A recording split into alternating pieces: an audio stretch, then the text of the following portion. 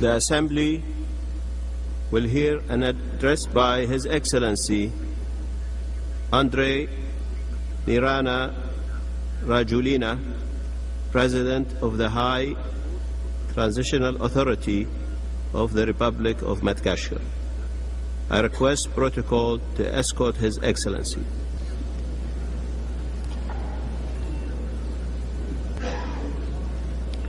On behalf of the General Assembly, I have the honor to welcome to the United Nations His Excellency Andrei Nirana Rajulina, President of the High Transitional Authority of the Republic of Madagascar, and to invite him to address the Assembly.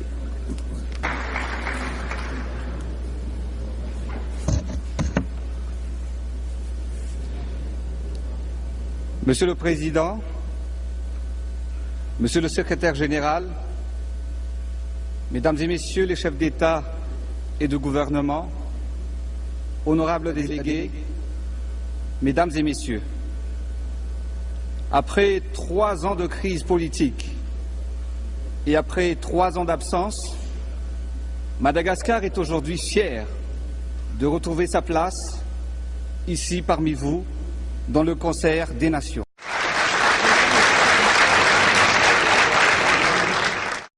Au nom de mes compatriotes, je suis particulièrement honoré de participer à ce débat général axé sur le rôle de la médiation dans le règlement des différends par des moyens pacifiques.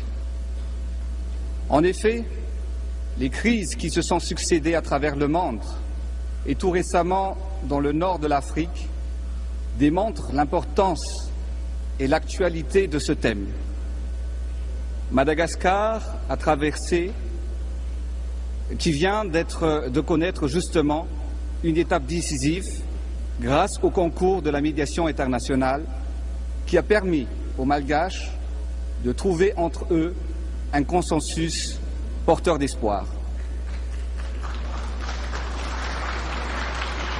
Aussi, permettez-moi tout d'abord de rendre un vibrant hommage à son Excellence Feu Dag Hammarskjöld, ancien secrétaire général de cette grande organisation, pionnier de la diplomatie préventive et architecte du concept de maintien de paix dont nous venons de célébrer le 50e anniversaire de sa disparition tragique. Durant son mandat, il n'a cessé d'œuvrer pour renforcer la légitimité de l'Organisation des Nations Unies dans la résolution pacifique des différends internationaux et maintenant encore, nous lui devons en grande partie la reconnaissance universelle des vertus de la médiation pour résoudre les tensions, voire les conflits. Nous venons de commémorer les événements tragiques du 11 septembre 2001 qui ont ébranlé cette ville de New York et même le monde entier. Nous sommes aussi à 10 ans de l'année des Nations Unies pour le dialogue entre les civilisations. Une année durant laquelle le dialogue des cultures et la culture du dialogue ont été promus sur la scène internationale afin de combattre le choc des civilisations. Mais quand on parle de conflit, on se réfère à 2 idéologies différentes qui ne défendent pas les mêmes intérêts. Cela peut concerner 2 pays ou 2 régions ou encore un gouvernement et son peuple. Dans ce dernier cas, lorsque l'un ne respecte plus l'autre, cela engendre un soulèvement populaire qui aboutit à un conflit, conduisant à une crise, d'où l'importance du rôle de la médiation pour régler les différends par des moyens pacifiques. C'est en ce sens que toute médiation devrait recueillir les informations à leur source et constater de visu les réalités prévalant sur le terrain du conflit avant de proposer une solution qui serait durable et acceptable par tous. Monsieur le Président, l'histoire a montré que des actes démesurés d'un dirigeant, en utilisant la force, engendrent des conséquences graves à son pays, qui peuvent le ramener au chaos et coûter la vie à des dizaines, des centaines, voire des milliers d'innocents. Et c'est tout un peuple qui en subit malheureusement les conséquences graves. Pourquoi? Pourquoi? Car souvent, l'apport des vraies solutions se fait trop attendre, ce qui fait plonger une grande partie de l'humanité dans la pauvreté, car aux souffrances, à l'angoisse, au désespoir, nous devons avoir une réponse. Nous voulons changer et nous allons changer. Afin de mieux illustrer mes propos, permettez-moi de vous parler du cas de mon pays, Madagascar. Vous savez tous, autant que moi, que la grande île a vécu depuis la fin de l'année 2008 une crise politique. Le peuple malgache s'est soulevé avec détermination pour rompre avec un passé caractérisé par une mauvaise gouvernance, le non-respect des principes démocratiques, des droits de l'homme et de l'état de droit, engendrant une paupérisation généralisée, une misère sociale insoutenable au quotidien et une frustration grandissante ressentie par la majorité de mes compatriotes. C'est ainsi que le peuple malgache a revendiqué une vie meilleure et la mise en place d'un véritable changement, tout en se confortant au respect des principes universels. Monsieur le Président, Excellences, Mesdames et Messieurs, à un moment où la recherche d'une sortie de crise passe par les principes de gestion consensuelle et inclusif d'une transition, et au moment où ce consensus s'avère difficile à obtenir,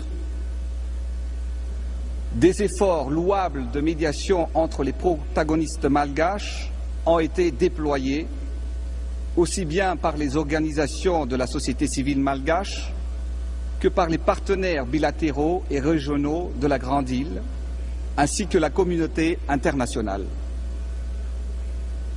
Je me permets de citer ici et de saluer fortement les efforts inlassables et patients de l'équipe de médiation de la communauté de développement d'Afrique australe, qui est la SADC, structure régionale mandatée par l'Union africaine, et également les initiatives sans relâche effectuées par d'autres entités telles que l'Organisation des Nations Unies, l'Organisation internationale de la francophonie et la Commission de l'océan Indien.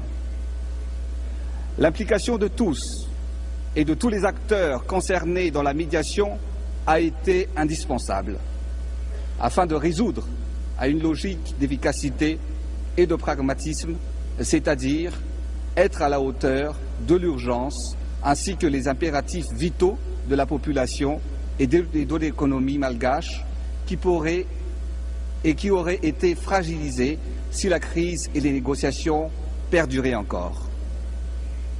Monsieur le Président, le peuple malgache était patient et a fait preuve d'un courage sans pareil dans la résolution pacifique de la crise politique, et ce, d'une manière exemplaire, malgré toutes les restrictions économiques et sociales, ainsi que l'absence d'aide internationale dont il a souffert durant ces 3 dernières années. La feuille de route de sortie de crise pour Madagascar, proposée par la médiation de la SADC, a été paraphée le 9 mars 2011 et a été signée par les groupements politiques constituant la grande majorité des parties prenantes malgaches le 17 septembre dernier. La grande famille politique malgache est désormais résolue à aller de l'avant et à s'engager à œuvrer de concert dans l'intérêt supérieur de la nation pour le bien-être, la paix et la sérénité du peuple dans son ensemble. Une étape extrême importante vient d'être franchie, mais les efforts à entreprendre et qui suivent restent nombreux. Il convient dès lors de les concentrer en premier lieu vers la mise en application des dispositions de la feuille de route par pur respect des premières aspirations populaires menant vers l'organisation d'élections libres, crédibles, justes et transparentes, qui, à mon avis, la seule issue définitive à la crise et au retour à la normalité constitutionnelle. Nous sommes parvenus à trouver finalement un accord consensuel reflété par le sens du compromis dont nous sommes particulièrement fiers en raison de la culture profonde du Fiavanan. Le Fiavanan, c'est un concept de vie en société qui anime les Malgaches depuis les nuits des temps, qu'on pourrait résumer au principe de fraternité, de solidarité, de respect mutuel, de la tolérance et de la sagesse. Ainsi, nous exprimons notre détermination à aller de l'avant vers la reconstruction et le développement de notre société. Pour ma part, je ne ménagerai aucun effort et ferai tout mon possible pour que les actions aboutissent pleinement aux résultats attendus et qu'elles soient rapidement couronnées de succès.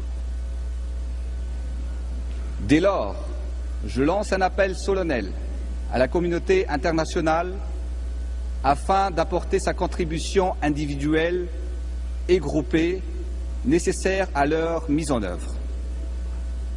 J'attire particulièrement l'attention des Nations Unies sur l'action qu'elle doit entreprendre dans l'évaluation des besoins électoraux de Madagascar, afin qu'un calendrier électoral établi dans un cadre crédible, neutre, transparent et indépendant, fondé sur le respect des droits fondamentaux et des normes internationales, puisse être fixé dans les meilleurs délais possibles. Monsieur le Président, Excellences, Mesdames et Messieurs, l'histoire nous enseigne que même après l'usage de la force, toute guerre et tout conflit se termine toujours autour d'une table. Cela démontre clairement que la médiation peut être choisie comme une alternative aux armes. Nous sommes contre l'utilisation de toute forme de répression, quelle qu'elle soit. Il est tout à fait possible de résoudre les différends par des moyens pacifiques, comme c'est le cas de Madagascar, en recourant à un procédé plus efficace comme le dialogue. Le monde évolue, le monde change, et nous tous, dirigeants ici, voulons un monde meilleur pour nos peuples respectifs. Oui, Mesdames et Messieurs, c'est possible et nous pouvons le réaliser. Je vous remercie de votre attention.